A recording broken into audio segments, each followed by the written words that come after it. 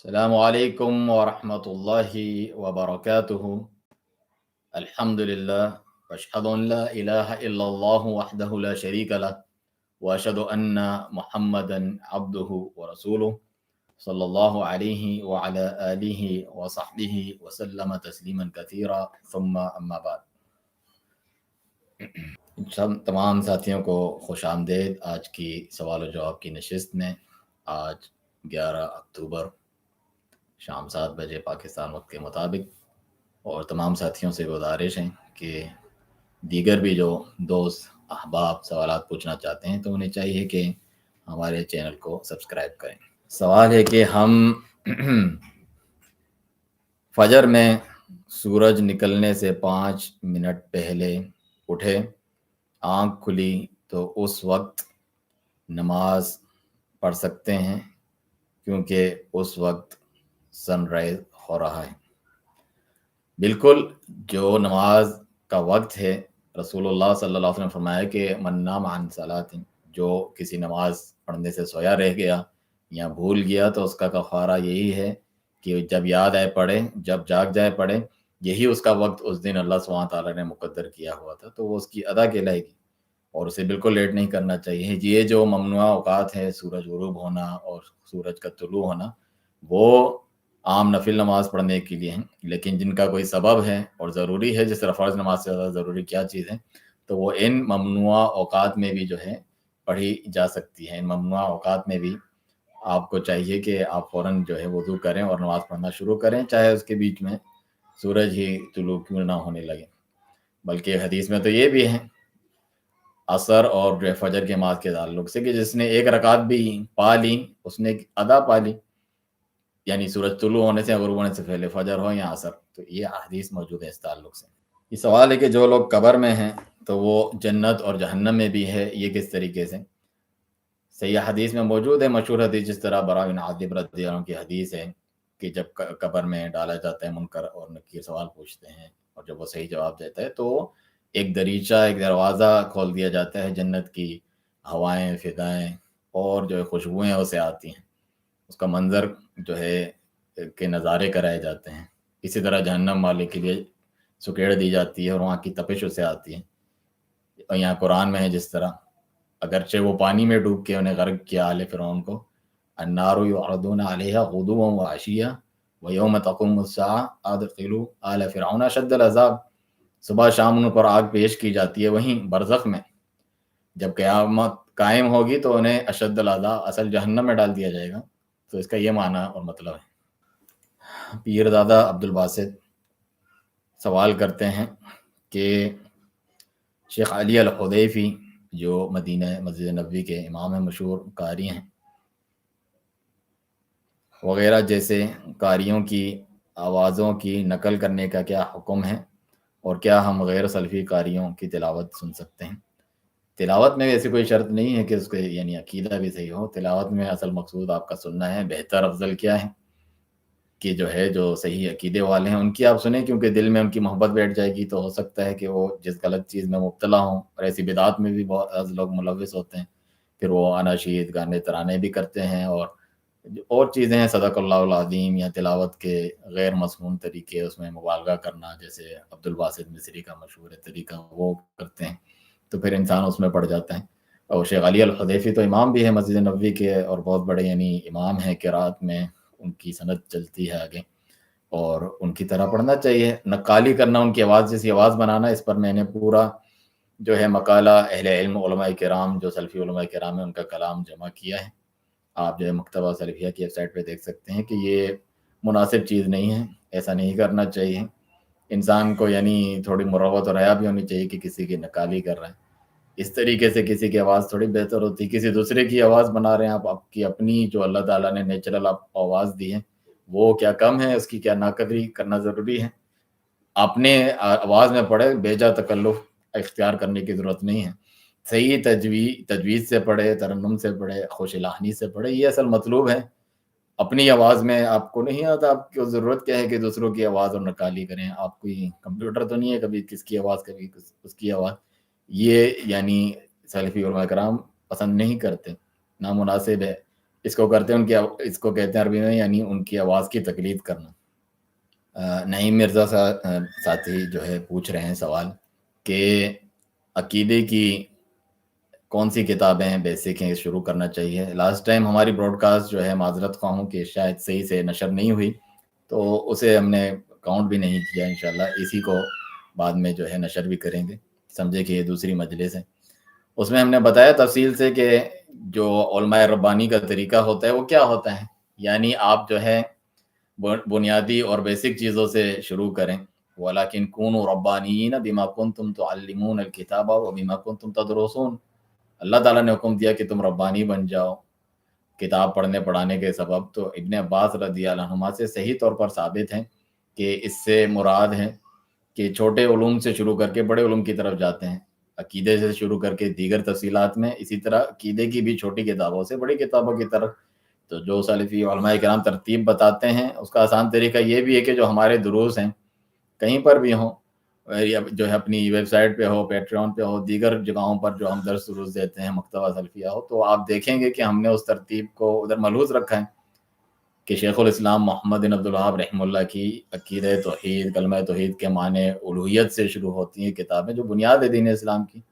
تو اس سے ہم شروع کرتے ہیں، جو چھوٹی مختصر قواعد اربعہ، اصول ثلاثہ، کتاب التوحید، پھر جو شبہات ہیں ان کو دور کرنے کے لیے کشف الشبہات، اور پھر جو دیگر عقیدے کی تفصیلی کتابیں ہیں جس میں اسماء و صفات کا اور تقدیر کے منکرین کا رد ہوتا ہے، صحابہ کرام کے تعلق سے غلط عقیدہ رکھنے والے یا تک مسلمانوں کی گناہوں کی جاتے تکفیر کرنے والے روافض اور خوارج اور ان سب کا، جہمیہ معتزلہ کا رد ہوتا ہے، وہ پھر امام ابن تیمیہ رحمہ اللہ علیہ کی کتابیں آتی ہیں۔ جیسے کہ بیسک ابن قدامہ کی آپ پڑھیں جو ہے لمعۃ الاعتقاد، تو پھر آگے عقیدہ واسطیہ اور زیادہ وسیع جس میں فلسفیانہ بھی کچھ بحث مباحث اور جواب ہیں جیسے کہ التحاویہ وغیرہ، اس طریقے سے آگے چلتے ہیں۔ بیچ میں دوسری کتابیں بھی ایک جیسی ملتی جلتی ہیں علماء کرام کی، ائمہ کرام کی، وہ بھی آپ اس میں شامل کر سکتے ہیں۔ سوال پوچھتے ہیں وضو کے وقت جب ہم سر کا مسح کرتے ہیں تو جو حصہ ہمارے کان کے پچھلے ہوتا ہے، پیچھے سے ہوتا ہے، کیا وہ بھی سر کا حصے میں انکلوڈ ہوتا ہے؟ بارک اللہ فیکم۔ سر کے مسح جو ہے صحیح حدیث سے ثابت ہیں، یعنی نبی صلی اللہ علیہ وسلم جہاں سے آپ کے بال شروع ہوتے ہیں پیشانی کے، وہاں سے شروع کرتے ہوئے پیچھے گدی تک آپ لے جائیں، جہاں سے انسان کے بال پیچھے ختم ہو رہتے ہیں گدی پہ، وہاں تک لے جا کے پھر واپس سے آگے پیشانی تک لانے ہیں۔ اس میں کان کے پیچھے والا حصہ تو جب کان کا مسح کریں گے اس کے بعد تو اس میں جو ہے پیچھے کان کے حصے میں وہ آ جائے گا، یعنی یہاں سے جب ہم انگوٹھے کو پیچھے کرتے ہیں، پیچھے اس کے جو ہوتے ہیں تو کان کا پچھلا حصہ اس سے جو ہے مسح ہو جاتا ہے جب ہم کان کا مسح کرتے ہیں، تو سر کے مسح میں اس کو شامل کرنے کی ضرورت ہے بھی نہیں۔ باقی یہ بات میں تنویہ کر دوں کہ ہمارے یہاں عام طور پر جو کم علم ہوتے ہیں اہل بدع وغیرہ میں سے، وہ جو ہے گردن کا بھی مسح کرتے ہیں دونوں ہاتھوں سے پیچھے، تو صحیح سنت سے ثابت نہیں ہے، اس متعلق جو حدیث ہے وہ صحیح نہیں ہے۔ شرح السنہ امام بربہاری کی جو کتاب ہے اس کے ترجمے کے متعلق پوچھا ہے۔ مختلف تراجم نظر سے گزرے ہیں، مکمل نہیں پڑھا، لیکن دیکھا ان میں کچھ گڑبڑ ہے، کچھ چیزوں کا کمی اضافہ کیا ہوا ہے۔ باہر لکھا ہے شیخ فوزان کی ہے، اندر دوسروں کی بھی ڈالی ہوئی ہے، مکس اپ کھچڑی کھچ بچ کر کے بنائی ہوئی ہے۔ تو انشاءاللہ ہماری پوری کوشش ہے کہ ہم جو ہے الگ سے اس کا ترجمہ اور تشریح اور اس کے دروس جو ہے منعقد کریں، کیونکہ یہ اہم ترین کتابوں میں سے ہیں جس سے اہل بدع کے اصل منہج کا معلوم چلتا ہے، ان کی کمر ٹوٹتی ہے۔ سچے سلفی اس کو پڑھتے پڑھاتے ہیں، باقی لوگ تو اس سے بھاگتے ہیں، اس کے بارے میں شکوک و شبہات پھیلاتے ہیں، جس طرح حافظ زبیر علی زئی صاحب ہیں، اس کی سند کے ہی پیچھے پڑھ کر جو ہے اس کو جھٹلانے یا اس سے دور رکھنے کے لوگ وہ سبب بن رہے تھے، جبکہ شیخ صالح الفوزان حفظ اللہ نے جب ان سے سوال کیا گیا اس متعلق تو انہوں نے یہی کہا کہ علماء اس کو ترقی بالقبول کرتے آئے ہیں۔ ظاہر سی بات ہے حدیث کی جو ہے جانچ میں اور کتابوں کی سند میں دونوں میں اتنا جو ہے فرق ہوتا ہے، ایک جیسی نہیں ہوتی، تو تلقی بالقبول کرتے ہیں، اور اس میں جو عقیدہ ہے اہل السنہ والجماعہ کا ہے، برحق ہے۔ تو شیخ صالح الفوزان حفظ اللہ نے یہی فرمایا، ضرور کچھ نہ کچھ عقیدے منہج میں جس کے اتنے گڑبڑ ہوتی ہے وہ اس قسم کی باتیں لوگوں میں اچھالتے ہیں۔ ابھی پچھلے دنوں یہ بھی جو ادھر جو ہے ڈاکٹر محمد زبیر صاحب ہیں جو ویسے ہی عقیدہ سلف سے چڑھتے ہیں، اہل بدع کے غم خوار ہیں، وہ جو ہے امام جو ہے لالکائی کی کتاب کے بارے میں بھی، اس کے بارے میں بھی شکوک و شبہات پھیلاتے رہتے ہیں لوگوں کے درمیان۔ تاکہ اپنے غلط مناہج کو، اخوانی مناہج کو لوگوں میں آسانی سے پھیلا سکیں۔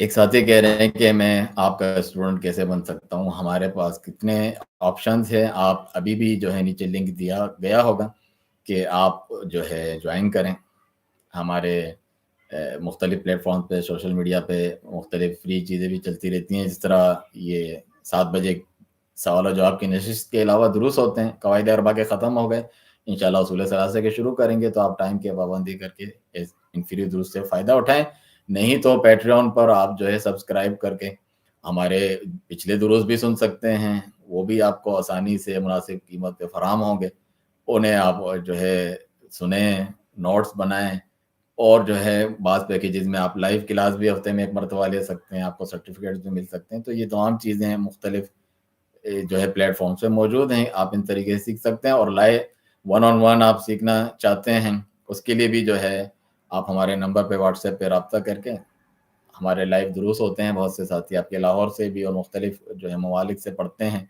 عربی پڑھتے ہیں اور دیگر اسلامک اسٹڈیز کے جو سبجیکٹ ہیں، مضامین ہیں، عقیدہ پڑھتے ہیں مثال کے طور پہ، تو اور یہاں قرآن پڑھتے ہیں، تجوید پڑھتے ہیں، قواعد پڑھتے ہیں، تو آپ بھی اس ذریعے سے شرکت کر سکتے ہیں۔ ایک ساتھی پوچھ رہے ہیں کہ مقامات جو ہوتے ہیں، قرات میں مقامات، یہ عام کاریوں میں مشہور ہو گیا ہے، علماء کرام اس کو ناپسند کرتے ہیں کہ مقامات کی پابندی کی جائے۔ نعوذ باللہ، جو گانے کے سرتال ہوتے ہیں، سارے گاما پادھا نیسا، اس طریقے سے عربی میں وہ سیکھتے ہیں، پھر اس پر جو ہے اپلائی کر کے قرآن کی تلاوت کو اپنی خوش اعلانی آواز یا ترنم اور سر میں پڑھنے کی کوشش کرتے ہیں، ناجائز ہیں۔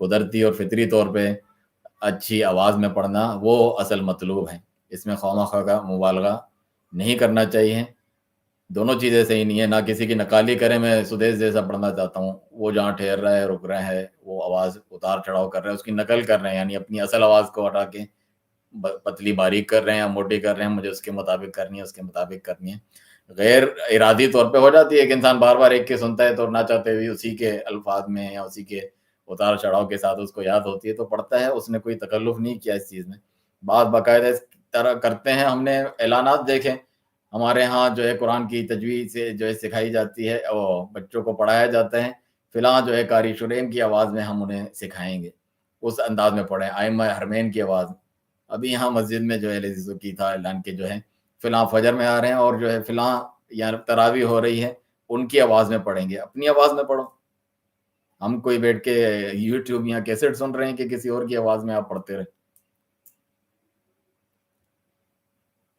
انسان اپنے اندر اگر تھوڑی بہت کسی کے جو ہے مروت ہوتی ہے تو خود بھی شرماتا ہے کہ میں کسی کی کیوں نکالی کروں، یہ لوگ کیا سوچیں گے میرے بارے میں، یہ اس سے خوش ہوتے ہیں۔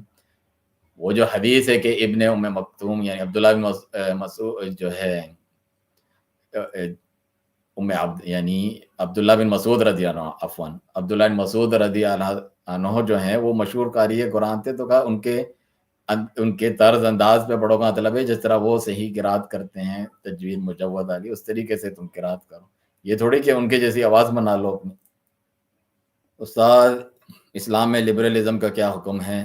لوگ کہتے ہیں کہ شریعت 1400 سال پہلے کے لوگوں کے لیے تھی، اب حالات بدل گئے ہیں، اعوذ باللہ من ذالک، یہ تو دو متضاد چیزیں ہیں، اس شخص کو اصل میں اسلام کا مطلب نہیں معلوم جو اسلام میں لبرلزم کہہ رہا ہے، لبرلزم الگ ہے، یعنی میں کسی دین کا پابند نہیں ہوں، آزاد ہوں، جو چیز مجھے اچھی لگے گی، صحیح ہو غلط ہو، اچھا کام ہو برا، فحش ہو، اخلاق ہو بد اخلاقی ہو، میں خود معیار مقرر کروں گا، میرا کوئی خالق مالک اور دین نہیں ہے جو مجھے اس کا پابند بنائے، میں کسی کا قیدی نہیں ہوں، آزاد ہوں، جبکہ اللہ سبحانہ تعالیٰ نے ہمیں اس اپنی عبادت کے ذریعے آزاد رکھا ہے، ہم کسی کے عبادت، دوسروں کے غلام نہیں، دوسروں کی عبادت نہیں کرتے، ایک ہی کی فرمانبرداری کرتے ہیں، جیسا قرآن میں اچھی مثال ہے کہ جو بہت سارے آقاؤں کا غلام ہو وہ زیادہ اچھا ہے، جس کے پتہ نہیں کون کیا چاہتا ہے مجھ سے پریشان رہیں، یا جس کا ایک آقا اللہ سبحانہ تعالیٰ رب ہے تو وہ اس کی اطاعت فرمانبرداری کرتا ہے، وہ کیا چاہتا ہے کیا نہیں چاہتا، اس کی پابندی کرتا ہے، تو اللہ کی شریعت اور دین کا تو وہ پابند ہے، قید میں ہے، عبادت کرتا ہے، عورت پردہ کرتی ہے، مرد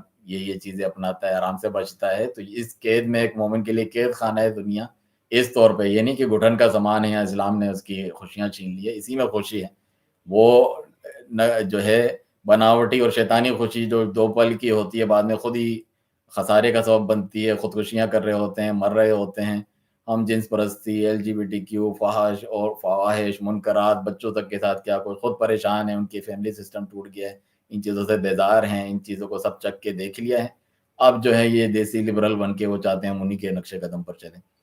دین اسلام ایسے لوگوں کا تو محتاج نہیں ہے تو عقیدتاً جو اپنائے کہ میں آزاد ہوں ان چیزوں میں اور مجھے دین کی ضرورت نہیں ہے، یعنی وہ خود اپنے منہ سے کہہ رہے ہیں، کفر بک رہے ہیں کہ مجھے اسلام کی اور دین کی پابندی کی ضرورت نہیں، میں کسی خدا کے احکامات کا پابند نہیں ہوں.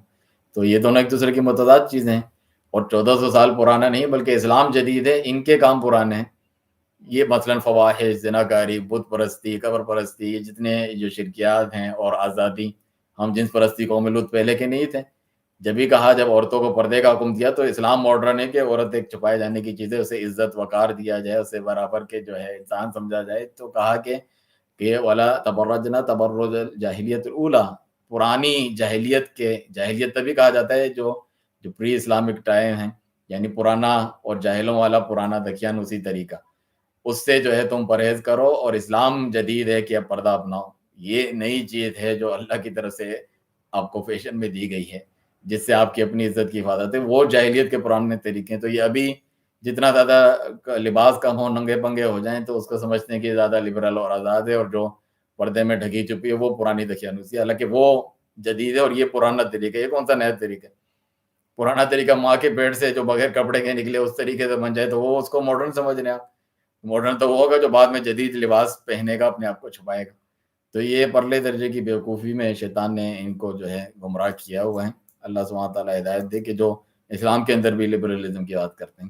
یہاں تو اسلام ہے، یا پھر یعنی یہاں تو اللہ سبحانہ تعالیٰ کا غلام ہے. اسلام کا مطلب ہی الاستسلام للہ بالتوحید، اللہ کے آگے سر جھکا دینا. الاستسلام للہ بالتوحید والانقیاد له بالطاعہ والبراءۃ من الشرک واہلہ، جیسا کہ شیخ الاسلام محمد بن عبد الوہاب رحمہ اللہ فرماتے ہیں کہ اسلام تو توحید کے اپنا کر، شرک کو چھوڑ کر اللہ تعالیٰ کے انقیاد کرنا، یعنی پورا مطیع فرمانبردار کر لینا، اپنے آپ کو اللہ کے حوالے کر دینا. جس طرح ابراہیم علیہ السلام جو مثالی شخص نمونہ ہے ہمارے لیے، ان کے بارے میں یہ کہا کہ جو ہے اذ قال له ربه اسلم قال اسلمت لرب العالمین، جب ان کے رب نے ان سے کہا کہ تم مطیع فرمانبردار ہو جاؤ، اللہ سبحانہ تعالیٰ کے سچے غلام بن جاؤ، اس کی اطاعت کرو، تو انہوں نے کہا ہاں میں اطاعت بجا لاتا ہوں اللہ سبحانہ تعالیٰ کی. تو یہ اصل مطلوب ہے جو لبرلزم کے بالکل مخالف ہے اور خلاف ہے. اور اسلام تو اتنا بہترین دین ہے، دوسرے دینوں کی طرح جس طرح یہ ثابت کرنا چاہتے ہیں کوئی دکھیانوسی ہے پرانا، اس طرح بھی نہیں ہے. اس میں تو اجتہاد ہے اور تمام جدید مسائل کا حل ہے جو ہر زمان و مکان، حالات چاہے جتنا ماڈرن ہو جائے اس میں اپنائے جاتے ہیں اپنی شکل میں، وہ وہاں پر ڈھل جاتے ہیں صحیح طور پہ، اس کو بدلنے کی ضرورت نہیں ہے. جدید ٹیکنالوجی مثلاً ابھی دین کی دعوت و تبلیغ، کتاب و سنت پڑھنا پڑھانا، یہ تو پہلے بھی تھا. اب میں جو ہے مختلف ممالک شہروں میں جو ہے مخاطب ہوں، انٹرنیٹ کے ذریعے ٹیکنالوجی سے تو منع نہیں کیا. یہ تو مطلب نہیں ہے ماڈرن یا لبرل ہو جانے کا کہ میں اس کو شیطانی کاموں کے لیے استعمال کروں، لوگوں کے قتل و غارت کے لیے، فواحش منکرات کے لیے، شرک کفریات کے لیے. تو یہ غلط تصور لوگوں کے یہاں پیش کرتے ہیں. اور ہو سکتا ہے بعض ایسے دکیانوسی مولوی حضرات بھی ہوں جو اسلام کا صحیح تصور نہیں ہے، بعض جو ہے چند ظاہری چیزیں جو انہوں نے اپنائی ہوئی ہیں اس کو اس طریقے سے مسلط کرتے ہیں، یا کوئی جدید نہیں جو ایجادات ہیں ان کو بھی ماننے کو تیار نہیں ہوتے، ایمان کفر کا مسئلہ بنا دیتے ہیں. جس طرح کرسچنز کے ہوتے تھے پادری وغیرہ، سائنسدانوں کے خلاف ہوتے تھے، اسلام اپنے دین کے خلاف سمجھتے تھے، قتل کروا دیتے تھے، پھر ڈارون تھیوری بنا دی اور کافی لڑائی جھگڑے ہوئے. تو یہ مسلمانوں کو بھی ایسا سمجھتے ہیں، لیکن جو صحیح علم حاصل کرنے والے فقیہ فقہا ہوتے ہیں وہ ایسا نہیں کرتے. جیسے ہمارے سلفی علماء موجودہ سعودی عرب کے علماء ہیں، فتویٰ کمیٹی وغیرہ، تمام جدید مسائل اور وسائل میں ان کے فتاویٰ موجود ہیں. کوئی ایسی چیز نہیں ہے جس میں انسان پھنس جائے، اس کی آزادی جس طریقے سے وہ رہنا چاہتا ہے سلب کر دی جائے.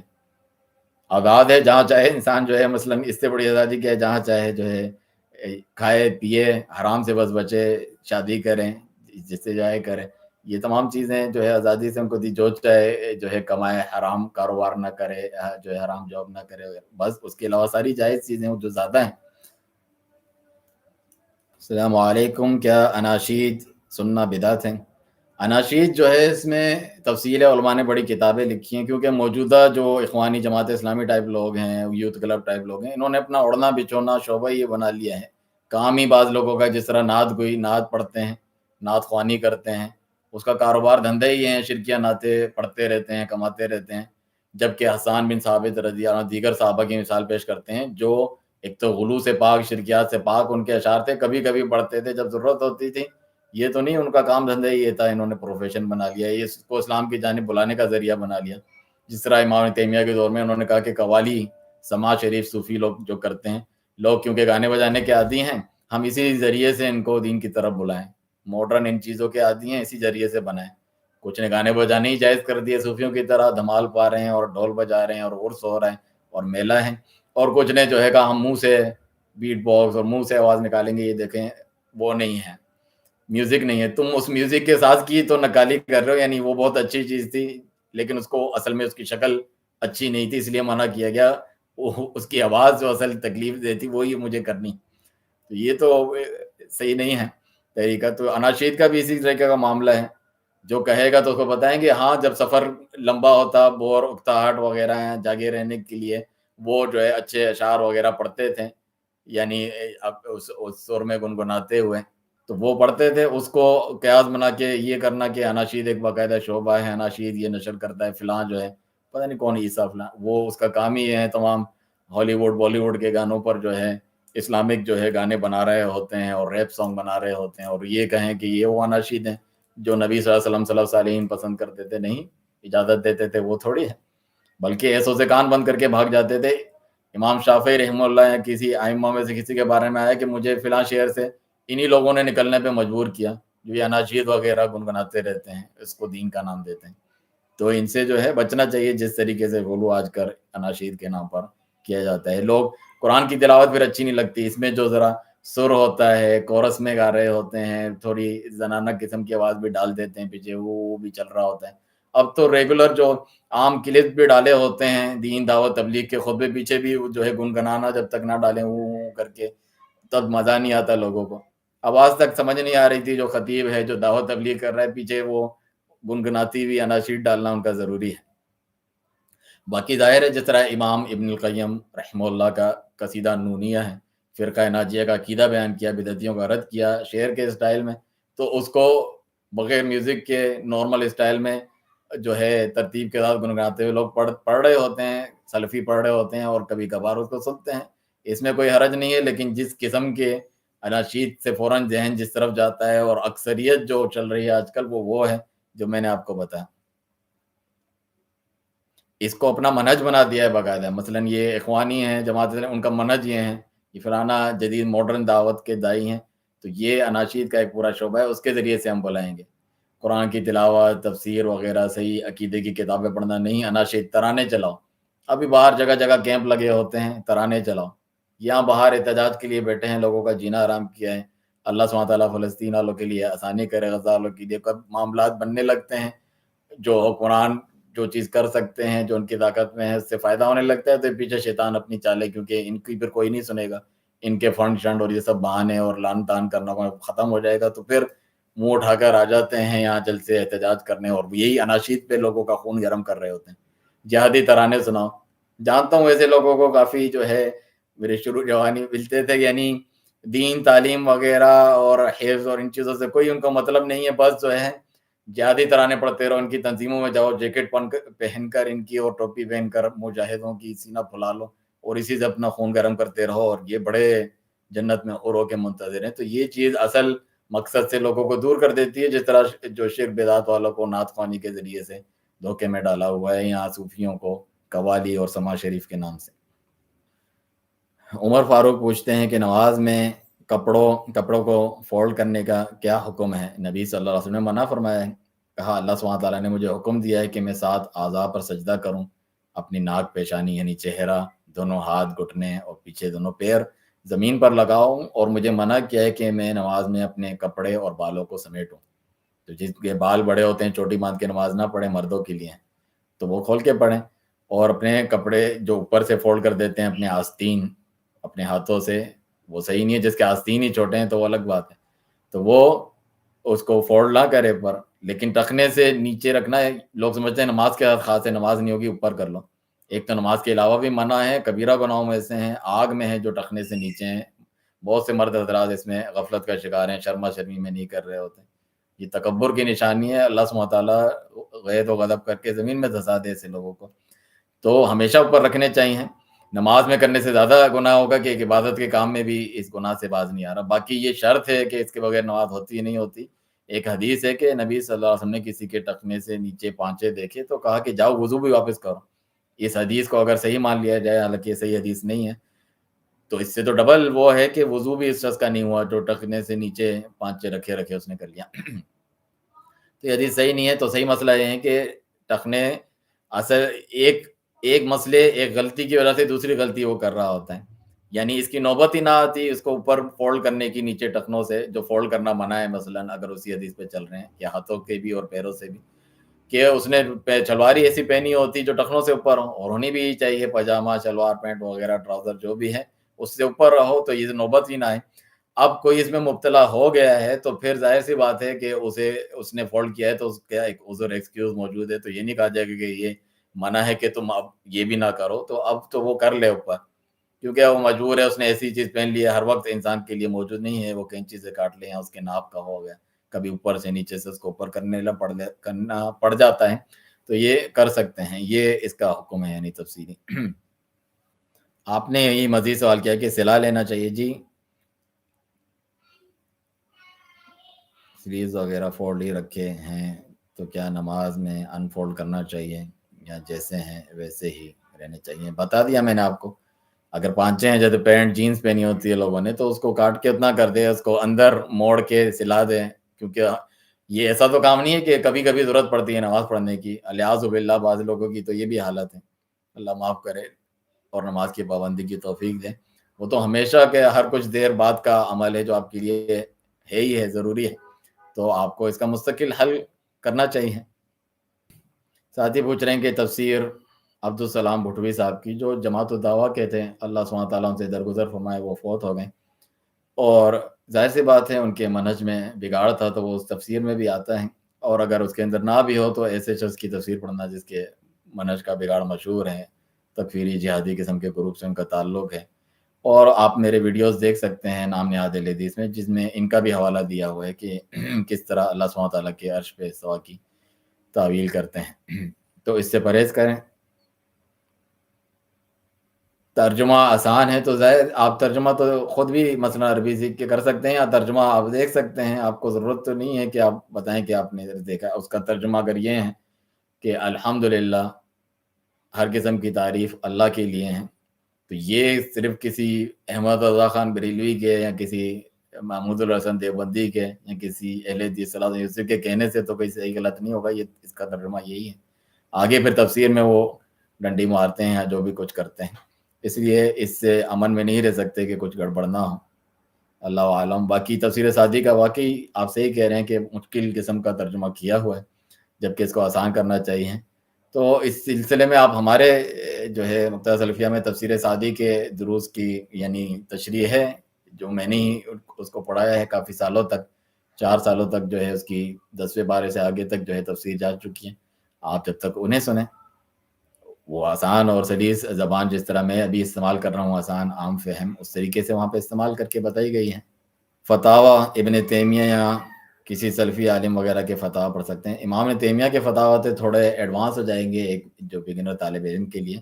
ہاں اپنے ضروریات کے تحت فقہی مسائل اور دوسرے عقائد کے مسائل کے لیے جو موجودہ دور کے آسان فتاوی ہوتے ہیں، جیسا کہ فتویٰ کمیٹی ہے، کبار علماء کمیٹی ہے سعودی عرب کی، شیخ ابن باز، ابن عثیمین وغیرہ، ان کے جو فتاوی ہیں وہ چھپے ہوئے ہیں دارالسلام اور دیگر جگہوں سے اردو زبان میں بھی، وہ آپ پڑھ سکتے ہیں، ان سے آپ فائدہ اٹھا سکتے ہیں. فتویٰ برائے خواتین الگ ہیں اور فتاوی عقائد کے فقہی مسائل وغیرہ ان سب کے الگ موجود ہیں، ان سے فائدہ اٹھا سکتے ہیں. فتاوی ابن باز بھی الگ سے. عمران پوچھتے ہیں، محمد عمران، کے عقیقے میں جو سر مڈاتے ہیں بچے کا، اور جو حدیث سے بات ثابت ہے کہ اس کے بقدر اس کے وزن کے مطابق جو ہے چاندی سلور جو ہے صدقہ کرتے ہیں، تو چاندی ہی دینا ہے یا اس کی قیمت؟ ظاہر سی بات ہے موجودہ دور میں اتنی چاندی نہ ملتی ہے، نہ کوئی لیتا ہے. تو علماء کرام کے فتاوی موجود ہیں، شیخ ابن باز رحمہ اللہ اور دیگر علماء کے، کہ اس کی بقدر اس کی جو قیمت اور مالیت بنتی ہے اتنا انسان صدقہ کر دے جو معمولی ہی ہوتی ہے. نیو بورن جو نیا نو مولود بچہ پیدا ہوتا ہے، اس کے کان میں اذان اقامت دینا کیسا ہے؟ اقامت دینا تو ثابت نہیں ہے۔ اذان کے بارے میں کچھ روایات ہیں جو ضعیف ہیں، لیکن بعض علماء اجازت دیتے ہیں کہ سلف عمل کرتے آئے ہیں تو اس پر کوئی عمل کرے تو اس پہ ہم کوئی انکار نکیر نہیں کرتے، اور جو نہ کرنا چاہے صحیح روایت نہ ہونے کی وجہ سے تو وہ بھی کوئی بات نہیں ہے۔ تو اس میں کچھ جو ہے کشادگی ہے، اس میں گنجائش ہے۔ پاکستان میں اہل حدیث اخوانی کے پیچھے کیوں چل پڑے ہیں، یہ بات بار بار پوچھی جاتی ہے۔ سلفی وہ ہوتا ہے، اہل حدیث اہل سنہ وہ ہوتا ہے جو کتاب و سنت پر فہم منہج سلف صالحین کے مطابق چلے، چاہے وہ کوئی بھی ہو، کہیں کا بھی رہنے والا ہو۔ کوئی بگڑ جائے، نام اپنا صرف رکھے اور کام اس کے مطابق نہ ہو، تو قول و عمل میں تضاد ہو، تو اسی چیزیں نسبت کوئی فائدہ نہیں دیتی۔ آپ کسی بھی شخصیت سے اپنے دین کو نہ جوڑیں یا کسی جماعت سے اور جذباتی ہو جائیں، وہ صحیح ہے تو میں صحیح رہوں گا۔ عبداللہ بن مسعود رضی اللہ عنہ فرمایا کہ لا تکن امعاء، اندھے دھند بھیڑ چال جو چلتے ہیں اس کی طرح گنگے بہرے نہ بن جاؤ کہ جو لوگ اچھے ہوں گے تو میں اچھا رہوں گا، برے بنیں گے تو میں ان کے ساتھ ہی بگڑ جاؤں گا۔ اس کو کہتے ہیں الولا والبرا، دوستی دشمنی الضیق، ایک محدود ریسٹرکٹڈ، کسی کے ساتھ خاص کر دیے نبی صلی اللہ علیہ وسلم کے علاوہ، ایسا نہیں کرنا چاہیے۔ تو یہی حزبیت وغیرہ ان کو لے ڈوبتی ہے اور وہ ان فتنوں میں مبتلا ہو جاتے ہیں، کسی شخصیت پرستی میں، کسی جماعت کی وفاداری میں۔ انسان جو ہے کتاب و سنت فہم صلی اللہ علیہ وسلم کے مطابق چلے، اور ایسے علماء چاہے یہاں ہوں باہر ہوں جو بھی اس کے مطابق بات کرے، ہم کسی خاص کو اگر نہیں بھی جانتے، ہمارا جاننے نہ جانے سے کوئی فرق نہیں پڑتا۔ لوگ سمجھتے ہیں ہم کوئی حکم لگاتے ہیں، ہم کوئی جج ہیں، یہاں بیٹھ کر لوگ ہم سے پوچھتے ہیں کہ کون ہے کون نہیں ہے۔ آپ کو کرائٹیریا معیار معلوم ہے، اس کے مطابق جو ہے تو آپ جو ہے اس کی بات سنیں، اس پر چلیں۔ کوئی ایکس وائی زیڈ کسی گاؤں میں کسی کو نہیں معلوم ہے، اس کے بعد یہ علم ہے اور صحیح عقیدے منہج پر ہے تو الحمدللہ۔ باقی چند چہیتی ہستیاں جو مشہور ہیں ان کو زبردستی غلط ہونے کے باوجود صحیح کہلوانا چاہتے ہیں، یا ہمیں روکنا چاہتے ہیں کہ ہم جائز قسم کی تنقید جو بنتی ہے ان کے اوپر وہ نہ کریں، تو یہ تو نہیں ہو سکتا ہے۔ گھما پھر کے ان سوالوں کا یہ مقصد ہے، ورنہ کیا فائدہ ہے اس قسم کے سوالات یعنی بار بار پوچھنے کا، جبکہ حجت تمام ہو گئی، تمام چیزیں دلائل اور ثبوت کے ساتھ موجود ہیں۔ بعض تو ایسے لوگ ہیں جن کو توفیق نہیں، جس طرح شیخ ربیع المدخلی جو ہے رحمہ اللہ، منہج الانبیاء کتاب کے جو دوسرے مقدمے میں لکھتے ہیں، کسی نے اعتراض کیا کہ تکفیری نے آپ اللہ کے حکم کو نہیں چاہتے اور یہ مودودی کے خلاف، اگر لگتا ہے تم نے اندھا دھند بس انگلی پھیرتے ہوئے جو سطریں ہیں لائنوں پر ہاتھ پھیرتے گئے، پڑھا بھی نہیں کیا دلیل ہے کیا بات ہے کیا ثبوت ہے، ویسے ہی اڑی اڑائی بات کرتے ہیں، کیونکہ اس میں ٹائم لگتا ہے، پڑھنا پڑتا ہے، مشقت کرنی پڑتی ہے۔ شیخ فرماتے ہیں جو تم کرنے کو تیار نہیں، تمہارے کتنے ایسے دوست آتی ہیں، اچھا تم اسے نہیں مانتے، اسے نہیں جانتے، وہ بھی صحیح نہیں ہے، تم سمجھتے کہ اب جبکہ سارے ثبوت دیے ہوئے ہیں، میرے پاس ٹائم نہیں ہے اسے دیکھنے سننے کا۔ اس چیز کا بحث مباحثے کا اور لڑنے کے لیے آنے کا، غیرت دکھانے کا ٹائم ہے آپ کے پاس؟ اور حق بات جو کہ مشکل سے حاصل ہوتی ہے، محنت کرنی پڑتی ہے، کیا سلمان فارسی رضی اللہ عنہ کے آپ واقعات پڑھیں، کہاں کہاں جانا پڑتا ہے، جوتے کسانے پڑتے ہیں، تکلیفیں اٹھانی پڑتی ہیں، وہ کرنے کو ہم تیار نہیں ہیں۔ حق ایسے ہی بیٹھے بٹھائے حلوے کی طرح ہمارے پاس آ جائیں۔ جب یہ نہیں کر سکتے تو کم از کم اپنی زبان بند کرے، پھر چپ کر کے بیٹھے انسان۔ خدا نہ خواستہ کا متبادل، ہاں اللہ نہ کریں کہہ سکتے ہیں، لا قدر اللہ اس طرح عربی میں کہتے ہیں۔ اور جب ہو جاتا ہے جیسا صحیح حدیث میں، اگر کچھ تمام کوششوں کے باوجود آپ کا کام نہ ہو تو یہ نہ کہیں کہ اگر میں یہ کر لیتا، یہ شیطان کا کام، تقدیر پر اعتراض، کہو قدر اللہ ما شاء فعل، اللہ نے مقدر کیا جو اس نے چاہا۔ اور سیریمنیز وغیرہ، سیلیبریشن، ویڈنگز کے اسٹارٹ میں قرآن کی تلاوت کی جاتی ہے، کیا یہ بدعت ہے؟ بدعت تو اس طور پہ یعنی قرآن کی تلاوت کو برکت سمجھ کے اس طریقے سے کرنا، جبکہ سنت میں یہ اعمال ثابت ہیں کہ اس تقریبات ہوتی ہیں، مثلا نکاح وغیرہ کی آپ نہیں کرتے تھے، تو اس سے بچنا بہتر ہے۔ بدعت کے حکم میں یہ بھی تفصیل ہوتی ہے، ایک اس کو اپنا ہمیشہ کا کام اور وتیرہ بنا لے کہ اس کا کام ہے، ایک نے کبھی شاید کر لیا اس طریقے سے، تو ان دونوں میں تھوڑا فرق ہے۔ لیکن یہ سمجھنا اس کے بغیر جو ہے مجلس ادھوری ہے، یہ اس کا کوئی حصہ ہے دینی اور عبادت تقرب کے طور پہ، وہ جو ہے بدعت میں شمار ہوگا۔ عمر فاروق پوچھتے ہیں کہ ہمارے ہاں تعدد کا مطلب ہے ایک سے زیادہ شادیاں کرنا، جس طرح مرد کو اجازت ہے 4 شادیوں کی، اسے بہت گندی نظر سے دیکھتے ہیں، یہ سچ بات ہے، اور جو اسے کرتے ہیں اسے کافی کرٹیسائز کرتے ہیں، اس پر تنقید کرتے ہیں۔ ایسے لوگوں کا کیا حکم ہے، اور کیا تعدد صرف ودوا یعنی بیوہ جو ہوتی ہیں کو ہیلپ کرنے کے لیے ہیں؟ اس میں بہت سی چیزیں ایک ساتھ آپ نے پوچھ لی ہے، یہ بہت بڑا لمبا ٹاپک ہے، اس کے لیے بڑے بڑے لوگ تحریکیں چلا رہے ہیں. اس کی وجہ سے معاشرے میں بہت سارے فسادات، فواہش، منکرات اور چیزیں پھیلی ہوئی ہیں کہ تعدد کو جو ہے ڈسکریج کیا جاتا ہے. اس کا سبب وہ خود لوگ بھی ہیں، یعنی ایسے مرد حضرات ہیں جو تعدد کے نتیجے میں جو ان کے ذمہ داریاں بنتی ہے اسے نہیں نبھاتے، تو پھر جو ہے دوسروں کے لیے بھی تعدد مشکل کر دیتے ہیں، اس کے جو ہے بدنامی کا سبب بنتے ہیں. واقعی ان کے اندر اتنی ہمت جس طرح یہاں سڑکوں والی زبان کہتے ہیں اتنی تپڑ نہیں ہوتی ان کے اندر کہ وہ یہ کر سکیں، تو جو ہے قدم اٹھاتے ہیں صرف جذباتی ہو کر. صرف جذبات کا تو نام نہیں ہے، واقعی ضرورت ہے اور اس کو نبھا سکے گا، اتنی بڑی ذمہ داری بھی ہے، اس کا بھی احساس کریں. ورنہ جو ہے قیامت کے دن آدھا مفلوج ہوگا. ان وعیدوں سے بھی ڈریں. تو صرف جو ہے اپنی خواہش نفس کی پوری کرنے کا تو نام نہیں ہے. تو وہ اس کی پرواہ نہیں کرتے اور نقصان یہ بھی دیتے ہیں کہ دوسروں کے لیے برا نمونہ بن جاتے ہیں. اور نہ بھی بنے تو لوگ بھی برے ہیں. آپ صحیح کہتے ہیں کہ اس کو ہندوؤں کے ساتھ ان معاشرے میں رہنے کی وجہ سے جو اس کو ناپسند کرتے تھے، پاکستان وغیرہ مسلمانوں میں بھی یہ چیز جو ہے معیوب بن گئی ہے ہندوستان، تو اس کو عیب سمجھتے ہیں. یعنی باہر دوستیاں یاریاں ہوں اور اس سے وہ بھی برداشت کر لے گی، لیکن دوسری بھی کے خلاف جو ہے مقدمے بھی کرو، لڑو، اور جو ہے قتل غارت تک جو ہے سننے میں آئے ہیں اس کے اوپر. اس آدمی کے اپنے بھی اعمال حرکتیں ایسی ہوں، پہلی بیوی کے ساتھ اچھا ہو، تو انہیں خود بھی جو ہے محسوس ہوگا کہ دوسرے کے حقوق بھی وہ ادا کر سکے گا. پہلے ہی عورت کو خدشہ ہو کہ ہمارے حقوق ادا نہیں کر رہا ورنہ پورا ہی ہاتھ سے نکل جائے گا. یہ بھی سبب اور وجہ ہوتی ہے. اور بعض جذبات کی وجہ سے، اور عورت کے جذبات اس معاملے میں فطری ہیں اور وہ معاف ہیں. یہ نہیں کہ وہ اللہ کے حکم کا انکار کر رہی ہے. بعض لوگ کفر کے فتوے پوچھنے لگتے ہیں کہ کافر ہو گئی، اس کو ناپسند کرتی. وہ تعدد کو تو کوئی بھی ناپسند جو ہے پسند نہیں کرتی دل سے، لیکن اللہ کے حکم کے آگے وہ سر جھکا دیتی ہے. تو یہ ہیں، اس پر یہ اعتراض نہیں کرتی. یعنی نہ اس کو اس کی اجازت کی ضرورت ہے، لیکن اگر کہیں پابندی لگا دی جائے تو حکومت کی اطاعت جو ہے مباح اور جائز کاموں میں آپ کے اوپر واجب ہوتی ہے، تاکہ کسی قسم کے فتنے فساد سے بچا جا سکے اور لوگوں کے حقوق کی حفاظت ہو. اس سے حقوق کی بھی حفاظت ہوتی ہے. چھپی یاری، چھپے جو ہے شادی وغیرہ کرتے ہیں، اب مجھے نکاح کرنا ہے چھپ کے، جس میں اتنی ہمت نہیں، بعد میں آپ کے وہ کیا خاک حقوق ادا کرے گا، آدھے راستے میں چھوڑ دے گا. ایسے چھپ چھپا کے شادی، حلال اور حرام میں تو فرق یہی حدیث میں جس طرح کے بجا کر اس کا اظہار کیا جاتا ہے. تمہیں ضرورت کیا ہے جب تمہارے پاس اتنی نہیں ہے، تو تمہیں کرنے کی بھی، اقدام کرنے کی، قدم اٹھانے کی بھی جو ہے ضرورت نہیں ہونی چاہیے. جس کے اندر اتنی ہمت ہے وغیرہ، جو یہ ہمتیں اور چیزیں دیکھی جاتی ہیں جو ثبوت بنتی ہیں کہ یہ لائق تھا تعدد کے یا نہیں تھا، تو بتا کر کرے، ادب احترام سے، عزت کے ساتھ، دونوں کو برابری کے حقوق دے. ایسے لوگوں کے لیے جو ہے تعدد ہے، وہ ہر ایک کے لیے نہیں ہے. بعض ایسے لوگ ہیں جن کے لیے تعدد نہیں ہے، جس طرح قرآن میں ذکر ہے کہ جو ہے مثنی و ثلاث و رباع، 2 3 4 جو ہے تم کرو.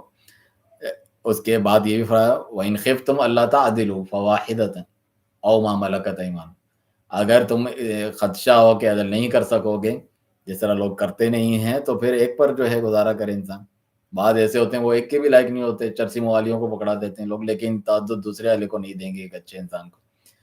تو اپنے کردار کو بھی سنواریں کہ لگے لوگوں کو کہ یہ تعدد کے لائق ہے. آج کل کچھ اچھائی بھی ہو رہی ہے میڈیا کے ذریعے کہ یعنی ایک تو برا بنا کے بھی پیش کیا جاتا ہے، لیکن بعض اس کو انکریج بھی کرتے ہیں، اور بعض لوگوں کی کامیاب اسٹوریز بھی جو ہے شیئر ہوتی ہیں، تو جس کی وجہ سے اس کو بڑھاوا بھی مل رہا ہے. بعض خواتین تک جو ہیں اس کے حق میں بولنے لگی ہیں. اس کے فوائد دیکھ کے اللہ سبحانہ تعالیٰ کا ہر حکم حکمت سے بھرپور ہے. اس میں عورت کا ہی زیادہ فائدہ ہے. کیا حالت کر کے رکھتے ہیں، جس طرح یہ بتا رہے ہیں صرف بیوہ کی مدد کے لیے ہوتا ہے، ایسا نہیں ہے.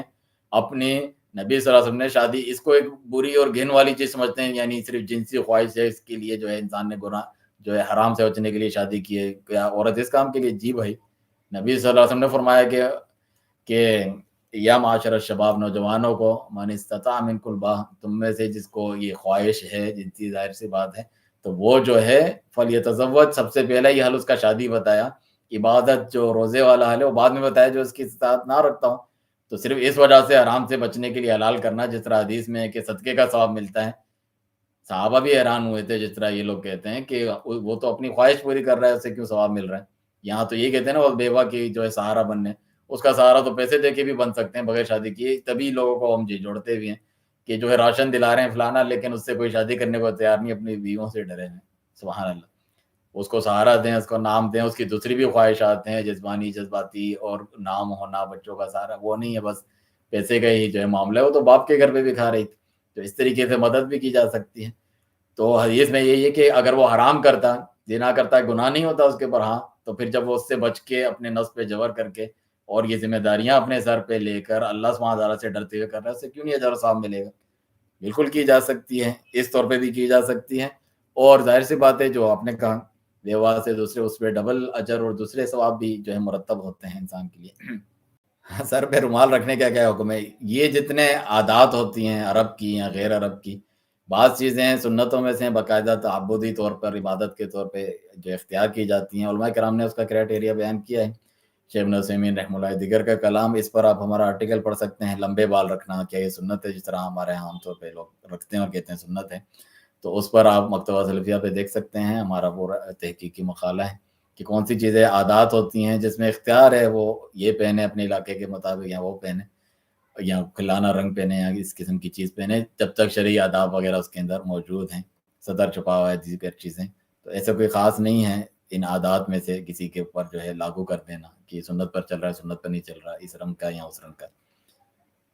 جس طرح لمبے بال کو کہتے ہیں نبی صلی اللہ علیہ وسلم 3 چوٹیاں بھی باندھتے تھے، یہ لوگ باندھیں تو شیخ ابن عثیمین رحمہ اللہ فرماتے ہیں کہ جس زمانے میں جس دور میں جس علاقے میں جس طریقے کے لوگوں کی وہ نشانی ہوتی ہے اسے حساب سے کیا جائے۔ جس طرح ہمارے یہاں لمبے بال جو تکفیری خارجی قسم کے لوگ ان کے ہوتے ہیں، یا جو گانے بجانے والے چرچے والی ان قسم کے اس کے قسم کے لوگوں کے ہوتے ہیں عام طور پہ اس قسم کے، اور جو عام جو ہے دینی علمی وغیرہ لوگ ہوتے ہیں ان کے اس قسم کے نہیں ہوتے ہیں عام طور پہ، تو ایک مختلف علاقوں کے حساب سے اس کا حکم مختلف ہوگا۔ نیا گھر بنانے کے بعد اس میں خطبہ کروانا نیا کام نہیں ہے، مطلب ان کا انیگوریشن اس کا یعنی افتتاح ہو رہا ہے گھر کا، کسی بھی یعنی موقع مناسبت سے نبی صلی اللہ علیہ وسلم وعظ و نصیحت کر لیتے تھے، لیکن اس کو ایک باقاعدہ طریقہ بنا لینا، میں نے بھی آپ کو بدعت کا معیار بتایا، تو وہ منع ہے۔ لوگوں کے مجمع کو کسی خاص وقت میں دیکھ کر کہ لوگوں کی اس جگہ وہ اصلاح یا نصیحت ہو جائے اور لوگوں کو بیدار نہ کرنا، اس سے منع کیا گیا کہ ہر موقع پر اٹھ کے جو ہے وعظ نصیحت شروع کر دو، جس طرح لوگ قبر میں دفناتے ہوئے کرتے ہیں۔ بعض علماء نے اس کا رد بھی کیا کہ ہر جگہ بس موقع محل دیکھو نہ دیکھو انسان جو ہے شروع ہو جاتا ہے وعظ نصیحت کرنے، تو یہ نہ کیا جائے، جہاں ثابت ہے وہاں کیا جائے، یا کوئی موقع دیکھ کر اور معمولی مختصر سی بات کر دی جائے، کیونکہ خطبے اور ان چیزوں کے اور بھی تو مواقع ہیں، صرف یہی تو نہیں موقع رکھیا کہ جہاں آپ کو بتانا ہے۔ 5 سال کے بچے کو کیا چیزیں سکھانی چاہیے دین کے بارے میں؟ نبی صلی اللہ علیہ وسلم کا فرمان ہے کہ مروا اولادکم بالصلاۃ وہم ابناء 7 سنین، اپنے اولاد کو بچوں کو حکم دو نماز کا جب وہ 7 سال کے ہو جائیں، اور پھر اتنا زیادہ سختی نہ کرو، 10 سال میں تھوڑی سختی کرو، تو ادھر کھیلنے کودنے کی ان کی عمر ہوتی ہے، تو ان کو زیادہ روک ٹوک اور ان چیزوں میں نہ، بلکہ کھیل کود میں۔ نبی صلی اللہ علیہ وسلم تو عائشہ رضی اللہ عنہ کے تک کی جو ہے گڑیاں اور وہ چیزیں موجود ہوا کرتی تھیں، تو بچوں کے لیے تھوڑی چیزوں کی ریلیکسیشن ہوتی ہے، ایسا نہیں کہ ان کو اسی وقت سے جو ہے، بعض لوگ اس میں غلو کرتے ہیں کہ وہیں سے بچپن سے ہی پیدا ہوا ہے اس کو قواعد اربع اصول ثلاثہ سکھا رہے ہیں اور یہ بتا رہے ہیں، تھوڑا بہت واقعے کہانی کے انداز میں، ہنسی کھیل کود میں، ان چیزوں میں وہ سیکھتے ہیں قدرت اور نیچر کے قریب رہتے ہوئے، تو اس طرح کرنا چاہیے۔ شیخ البانی رحمہ اللہ یہ کہتے ہیں کہ چھوڑے رکھو اس سے پہلے اپنی اس زندگی کو یعنی انجوائے کر لے وغیرہ، اتنا موقع جو اس کو دیا ہوا ہے، مکلف نہیں ہے ابھی تک، اس میں بھی اتنی بھاری چیزیں وغیرہ اس کے اوپر یہ ڈال دینا، ہو سکتا ہے اس کے کوئی دین سے متنفر ہونے کا سبب نہ بنے، یا وہ نہ چاہتے وہ چیزیں کر رہا ہوں۔ تو جب سن شعور، جب نماز سے زیادہ اہم کام تو نہیں ہے مسلمان ہونے کے بعد سب سے بڑا فریضہ، جب اس کو اس میں 7 سال سے پہلے حکم تک دینے کی اجازت نہیں ہے، تو باقی چیزوں میں آپ سوچیں کہ کتنی ریلیکسیشن ہوگی۔ تو تربیت کا معاملہ تعلیم کے طور پہ 5 سال کے بچے یا اس سے کم وغیرہ اس طریقے سے ہیں جو میں نے آپ کے سامنے ذکر کیا، تفصیلی بات بہت لمبی ہو سکتی ہے۔ نئے گھر میں قرآن میں پہلے لے کے جانا اور پورا قرآن کسی مولانا کو بلا کے پڑھنا، اس کا کیا حکم ہے؟ خود پڑھنا چاہیے، رسول اللہ صلی اللہ علیہ وسلم کا فرمان ہے کہ جس گھر میں سورۃ البقرہ پڑھی جاتی ہے ادھر سے شیطان بھاگتا ہے، تو ہم نے سارے کام مولویوں پہ ڈال دیے ہیں، اس لیے وہ فائدہ اٹھاتے ہیں، تعویذ گنڈے عامل اور جو پریشانی مصیبت ہو، جن چڑھ گیا ہے یہ بچانے آئیں گے، یہی کچھ کریں گے تو ہوگا۔ ماں کے دل میں کوئی درد نہیں ہے وہ اللہ کو پکارے، اور جو ہے باپ اس کے اوپر دم نہیں کر سکتا، وہ خود جو ہے اتنی تکلیف میں مبتلا ہے، وہ تو دل سے نکلے گی اس کی فریادیں کرے گا، مشرک جب پھنستے تھے میں جو ذکر ہوا کشتی میں، اللہ کو پکارے رو کے گڑ گڑا کے، ان کی سن لے، لیکن یہ اتنے نا امید ہیں کہ وہ حضرت جی آئیں گے تو کریں گے. تو یہ مناسب نہیں ہے خود کرے انسان، خود پڑھے. یہ قرآن خوانیاں کرانا اور بچوں کو لا کے پڑھانا، پارے پڑھانا، یہ نہ کریں. محسن بٹ پوچھتے ہیں، اور اس بارے میں پہلے بھی میں نے جواب دیا، اس پہ پوری کتاب بھی ہماری کہ اہل بدعت کے پیچھے نماز کا کیا حکم ہے. بدعت کو جو ہے کسی کی مکفرہ ہوتی ہے، غیر مکفرہ کفریہ ہوتی ہے، ہم سے کم شرک اکبر والے کے پیچھے، جیسے کہ کوئی غیر اللہ کو پکارتا ہے، شرکیات والے جو عقیدے ہوتے ہیں، یا کسی جو ہے کسی کو عالم الغیب سمجھتا ہے اللہ کے علاوہ، یہ تو شرکی عقائد ہیں. وحدت الوجود کا عقیدہ جس کے بارے میں معلوم ہو، ظاہر سی بات ہے اس کے پیچھے آپ نہ پڑھیں. گھر پہ پڑھنے کی نوبت آ جائے، اگر اس کے پیچھے نہ پڑھیں تو گھر پہ پڑھیں. باقی اس سے کم تر جس کے عقیدے ہیں یا جس کے عقیدے معلوم نہیں ہیں، اس کے پیچھے آپ پڑھ سکتے ہیں. اور جو ہے ادھر بھی جو ہے سختی کرنا اور سب کو بالکل اپنے جیسا پورا 100% عقیدے کے علاوہ نماز نہیں ہوتی، یہ بھی ایک شدت ہے. چلیں اسی سوال پہ ہم ختم کرتے ہیں کہ اگر ہم نے ماضی میں کسی سے قرض لیا ہو، سعود خان پوچھتے ہیں، اگر ہم نے ماضی میں کسی سے قرض لیا ہو یا بچپن میں کسی سے پیسے لیے تھے یا کسی کو پیسے دینے باقی ہوں اور ہم بھول گئے ہوں، تو کتنی رقم باقی تھی، یعنی بھول گئے کتنی رقم باقی تھی، تو اس پر کیا حکم ہے؟ اس پر یہی ہے کہ آپ جو ہے اپنا بہترین اندازہ اللہ کا تقوی اختیار کرتے ہوئے اپنے ذہن پہ زور ڈال کے جتنا کر سکتے ہیں اس سے تھوڑا زیادہ کر کے آپ جو ہے ان لوگوں کو جانتے ہیں تو انہیں دیں اگر انہیں بھی یاد نہیں ہے، یا پھر صدقہ خیرات کر دیں کہ اس کا اجر و ثواب ان کو ملے. ابھی بھی تھوڑی دیر پہلے ہی جو ہے شیخ صالح الفوزان حفظ اللہ کا کلپ تھا، اس میں یہی تھا کہ یعنی کسی نے کوئی توبہ کر رہا تھا چوری سے، تو انہوں نے یہی کہا کہ مجھے پتہ نہیں کن کن کا چرایا تھا، کیا کتنا تھا، تو کہا کہ صدقہ کر دیں اور اجر ثواب ان کو ملے، اللہ سے توبہ استغفار کریں تو اللہ سبحانہ تعالیٰ جو ہے اسے بخش دے گا انشاءاللہ. اور جزاکم اللہ خیراً. انشاءاللہ امید ہے کہ آئندہ بھی آپ جو ہے اس طرح سوال و جواب کی مجلس میں شریک ہوں گے. اللہ سبحانہ تعالیٰ ہمیں علم نافع اور عمل صالح کی توفیق عطا فرمائیں. ایک بار پھر گزارش ہے ساتھیوں سے کہ ہمارے چینل کو سبسکرائب کریں تاکہ آپ بھی اس سوال و جواب کی نشست میں براہ راست شامل ہو سکیں. وجزاکم اللہ خیرا.